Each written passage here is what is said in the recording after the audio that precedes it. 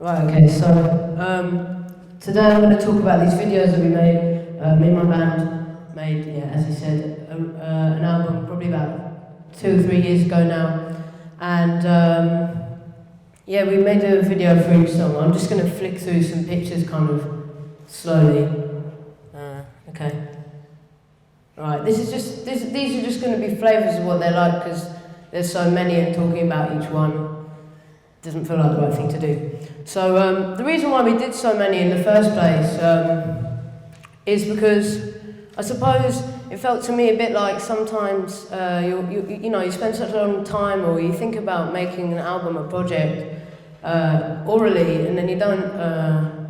Sometimes you'll have different people making videos for different songs, and for us, I suppose it felt like it'd be good to tie it all together. And if you're going to have a strong audio aesthetic, then you should think about that visually, which I think people do, but I guess we wanted to really drive that home somehow. So basically, the consistent visual things that we decided to stick with in order to kind of display this consistency, we had to make more than one, example of that. So we made, it went on, and nothing seemed to stick out particularly from the album to lead in that kind of general way that you do with a standout song or anything like that. So anyway, we went ahead and started making all these videos. Right. The sort of inspiration for the videos came from the content of the songs, which was all about, at the time I was living in this house, and all of the songs were based on stories from the house and things that were going on in the house and with the people I lived with. So it sort of made sense to make the videos about the house as well. And in particular, one housemate that I had was really inspiring to me for this because she was really sort of, the line of work she was in was quite unusual, and she was really interested in all this kitsch stuff and all this kind of, there was sort of loads of rubbish everywhere in our house and just full of these trinkets and colours, and it was sort of, she was really brash and kind of proud of that. And so that's a lot of a kind of visual background for all of that, all of this. I don't know if you can tell it here. I should probably look at these a bit. Yeah, that's my phone wears. So we went out to do all these videos. We had to make some rules because, first of all, we're not experienced video makers. I mean, I'm not sure if that necessarily makes a difference in terms of this, but we didn't have much time, it's quite ambitious, and we spent our video budget for one video on a bunch of videos. So in general, each video is just, sometimes it's sort of one take, and it was sort of down to us as being kind of actors or performers in the band to do a performance that was good and effective and accurate and contained all the stuff it needs to do. So there wasn't a lot of time in the edit room or the edit period of time, arguing about what was right, what worked. We just sort of, that was down to us on the day getting the performance right.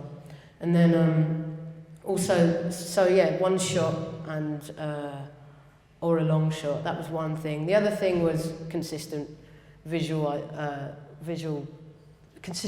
So you see, there's this frame around it. It's like already it's got its own TV set, and all the background is my house, sort of semi-accurately and drawn on paint, and that's consistent throughout. And the reason why there's this sort of fake world, the reason why that felt like the right thing to do is, I guess, I've always found it a nice thing when people and cartoons coexist together. I guess that's from my childhood, and I suppose that's also from, I think it's because it's sort of more impossible to be existing with a cartoon than even sort of something CGI'd, because it's a two-dimensional object, and all this wrong perspective, even if it is fake right, is still more impossible, and I suppose I like the idea of that. And anyway, developing cartoons is going to be impossible for us, so we just made the backgrounds. It's pretty simple to do. We had to come up with a few things on the spot to get away with what we were trying to do. So obviously she's falling through the sky. I don't know if that is obvious, but she's falling through the sky here, and we didn't have any ropes or anything like that. So we just put Racer on a stool on her belly and started to sort of move around. I mean, it's a bit, you can't see, but it moves a bit, and blew a hairdryer in her hair. And then this is obviously still, so we could just move it down, and then she falls here, and I don't know, it was quite a simple process once we kind of got the language of it, I suppose.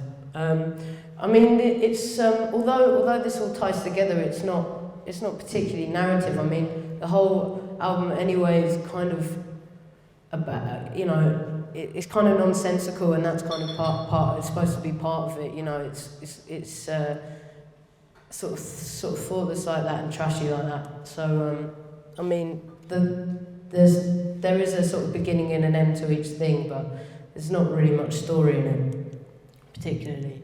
I'm just going to flick through these a bit faster. This is Mark. This is my garden. I don't live in that house anymore, unfortunately.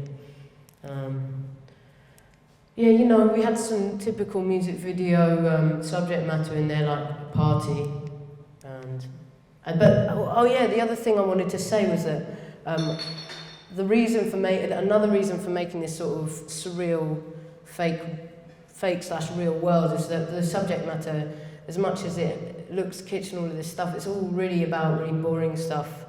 So sitting in the garden and parties and, you know, things like sitting around rehearsing and making a phone call. Just, you know, really mundane, everyday bits and bobs. Right, what else would I write down here?